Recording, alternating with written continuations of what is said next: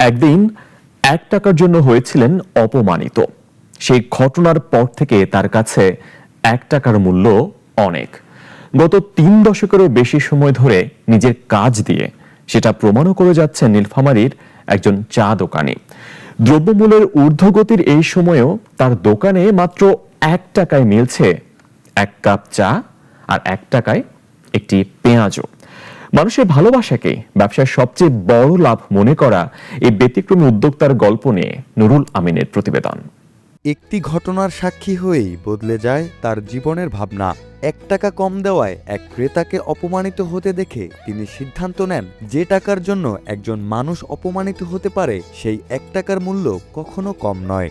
সেই বিশ্বাসের প্রতীক হিসেবেই ৩ দশকেরও বেশি সময় ধরে তার দোকানে ১ টাকায় বিক্রি হচ্ছে ১ কাপ চা ও একটি পেঁয়াজু। এটা সেই ৯৫ সালের একটি ঘটনা আছে, যে তখন ১ টাকা বা ২ টাকা চা দুধ চা ছিল এবং ১ টাকা ২ টাকা বিস্কিট ছিল। ৬ টাকা খরচ করে ৫ টাকা দিয়েছিল এবং ওই ১ টাকা দিতে পারে নাই বিধায় ওই লোকটাকে গলা ধাক্কা দিছিল। ওই সময় আমি ওই জায়গায় উপস্থিত ছিলাম। ওখানে দাঁড়িয়ে থেকে আমি ওই জিনিসটা অনুভব করছি যে ১ টাকারও অনেক মূল্য আছে। তখন থেকে আমি মোটামুটি ওই ১ টাকা করেই ৯৫ থেকে এ পর্যন্ত চলে আসতেছি। ইনশাল্লাহ আশা করি আমার শারীরিক পরিস্থিতি যদি ভালো থাকে, যতদিন বাঁচি থেকে দেখার চেষ্টা করব। নীলফামারী শহর থেকে প্রায় ১০ কিলোমিটার দূরে সন্ন্যাসীতলা বাজার। দ্রব্যমূল্যের আগুনে যখন সাধারণ মানুষের নিত্যদিনের চায়ের কাপও হয়ে উঠেছে বিলাসিতা, তখন নীলফামারীর এক চায়ের দোকানে এখনো মাত্র ১ টাকায় মেলে ১ কাপ চা, আর ১ টাকাতেই পাওয়া যায় গরম গরম পেঁয়াজু। অবিশ্বাস্য হলেও এটাই সত্য। টানা ৩১ বছর ধরে একই দামে বিক্রি করে ব্যতিক্রমী দৃষ্টান্ত গড়েছেন আপন আহমেদ। বর্তমান বাজারের উদ্যোগতি হিসাবে চলা যায় না, তারপরও চেষ্টা করতেছি। দেখা যাচ্ছে যে বর্তমান বাজারে অনেকে অনেক বেশি দামে বিক্রি করে বলতেছে পোষায় না, আর আমার এই যে কম দামে বিক্রি করার পরও ইনশাল্লাহ আশা করি ভালোই আছি। প্রতিদিন তার দোকানে বিক্রি হয় প্রায় ২৫ কেজি ডালের পেঁয়াজু।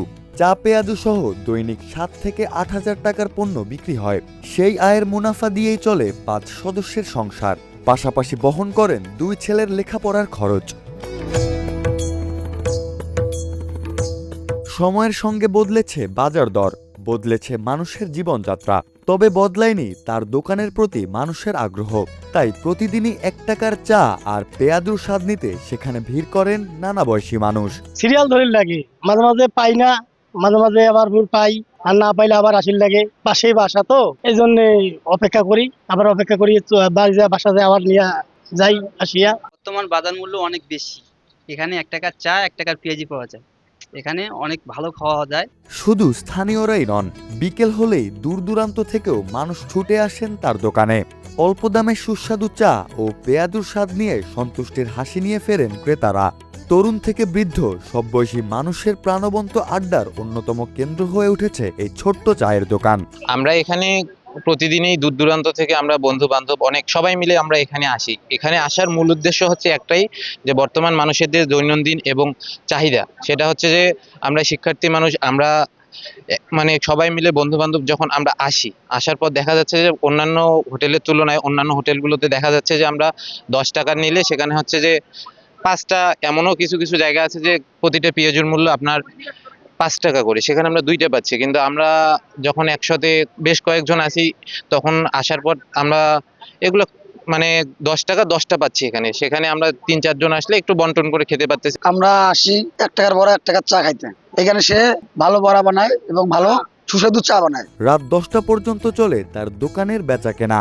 ক্রেতার ভিড় বেড়ে গেলে বাবার পাশে দাঁড়িয়ে দোকানের কাজ সামলাতে এগিয়ে আসেন তার ২ ছেলে।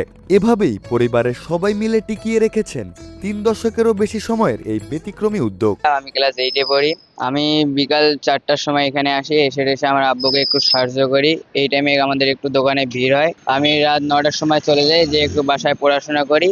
দ্রব্যমূল্যের ঊর্ধ্বগতির এই সময়ে যেখানে প্রতিনিয়ত বাড়ছে নিত্যপণ্যের দাম, সেখানে ৩ দশকেরও বেশি সময় ধরে মাত্র ১ টাকায় চা আর ১ টাকায় পেঁয়াজু বিক্রি করে এক অনন্য দৃষ্টান্ত স্থাপন করেছেন তিনি। লাভের অঙ্ক নয়, মানুষের ভালোবাসা আর বিশ্বাসকেই তিনি ব্যবসার সবচেয়ে বড় অর্জন বলে মনে করেন। বাচ্চা কাচ্চা নিয়ে সুন্দর পরিবেশে আছি। মোটামুটি আমার ২টা ছেলে লেখাপড়া করতেছে, বড়টা আইএ পড়তেছে, ছোটটা ক্লাস 8-এ। দুইটাই কেজি স্কুল থেকে পাশ করলো। ওই খরচও চালিয়ে যাচ্ছে এবং সংসারও মোটামুটি চালাচ্ছি আর কিছু। অন্যজন দুধ ভাত খাচ্ছি, আমি না ডাল ভাত খাচ্ছি, চলতেছি ইনশাল্লাহ। আশা করি আপনাদের সকলের দোয়া চাই যে সুস্থ মস্তিষ্কে থাকাকালীন আমি যেন চালিয়ে যেতে পারি।